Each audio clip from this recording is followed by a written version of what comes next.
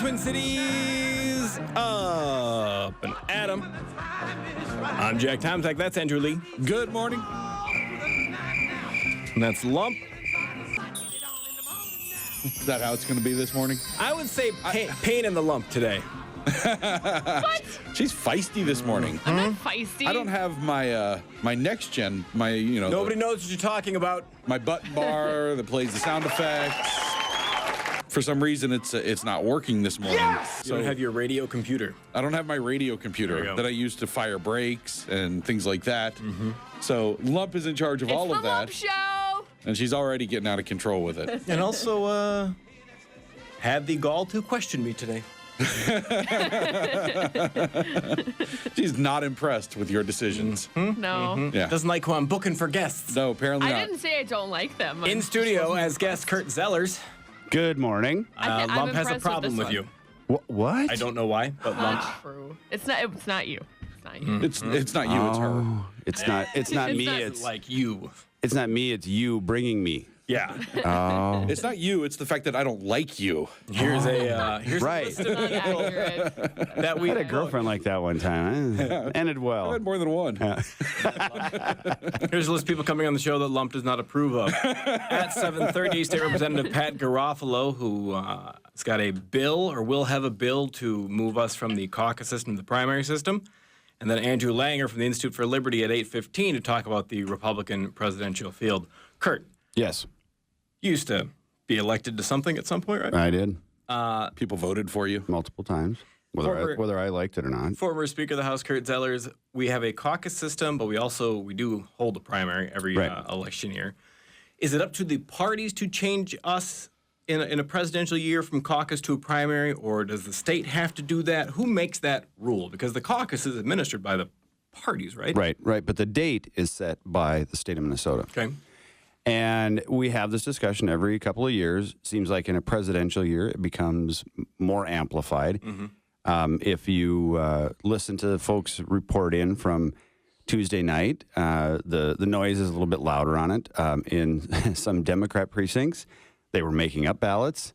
I heard one story in particular where an individual said, "Oh, I'm in the wrong precinct, but I already voted back there. So, well, should I vote here? Oh, yeah, it'll be fine."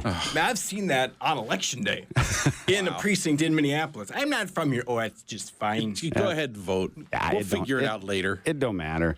So, DFLers, though, have a punch card on election day, like 20 precincts on there, and they go through and get as many. is that how you become a superdelegate? I think so, yes. Oh, you More vote times in you every vote in congressional general. district, Right. yeah. And that's a whole other kettle of fish over there where you're a superdelegate. Yeah.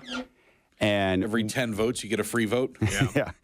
Your vote is more, which is the party of the little man and the common people.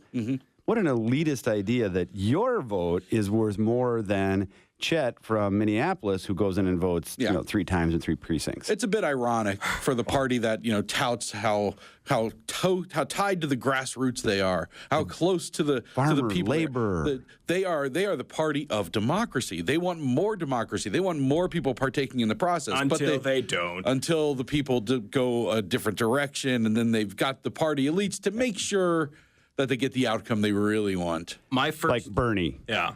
Well, in this state, Bernie Sanders wins on Super Tuesday, but like every superdelegate but Ellison is with Clinton. Right. Right. My first run-in with the DFL not being very D Yeah. was pushing initiative and referendum. Kurt, Right. you were there. Yep. And they don't actually want people Right. No. Making those participating. certain kind of decisions. Yeah. If they participate, they actually may study the issues and may make a decision that is counter to the master plan that comes out of Democrat headquarters. Yeah. And Well, they know if they put every time they wanted to raise taxes, if they actually put that on a ballot, Right. If that were decided by initiative and referendum, it would People may say hardly no. ever pass, if ever. Yeah. And they know that. we would look like North Dakota, Right. which has initiative and referendum and hasn't passed any kind of statewide tax, and I couldn't tell you how long. Well, if you Yeah, and then somehow they're thriving. Yeah. Somehow. in this state in particular, but I think nationwide, they have such a branding advantage. Democrats do over Republicans. I mean, they believe this Republicans hate kids and the elderly thing. Democrats have done a great job painting those of us who consider ourselves Republicans as monsters.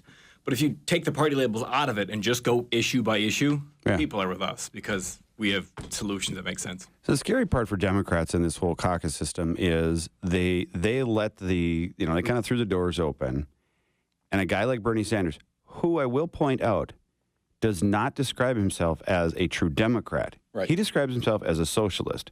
A Democratic. Now, we got a gong show, goat rodeo going on with, Donald and the whole 9 yards on our side. But at least everybody's running as a Republican. Right. They got a guy he said, you know what, yeah, I could be a Democrat, and I'm going to run in your guys' show over there, but really I'm a socialist. Yeah. And if you look at the numbers that turned out on Tuesday night, that really scares me from a societal standpoint.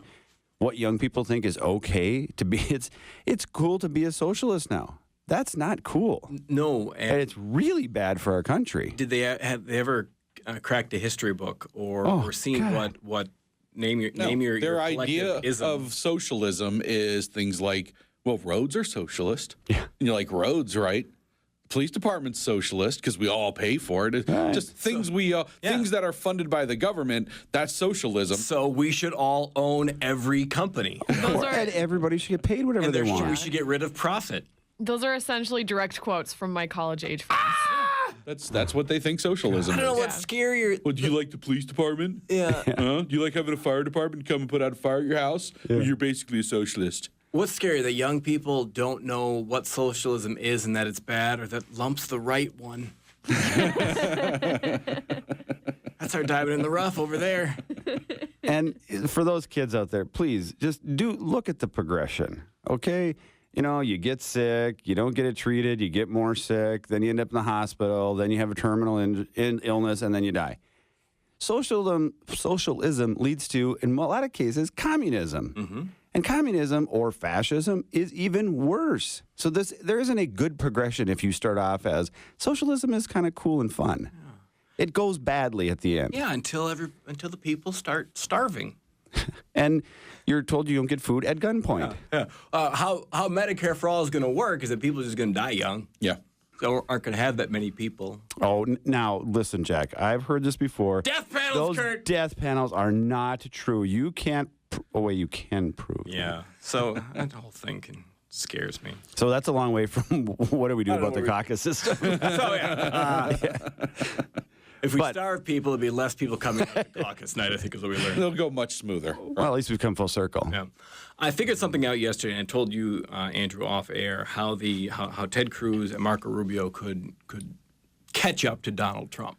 And they should have done this months ago. Change their campaign slogan to "Make America Great Again," Right. because then the Trump supporters would be like, Oh, no.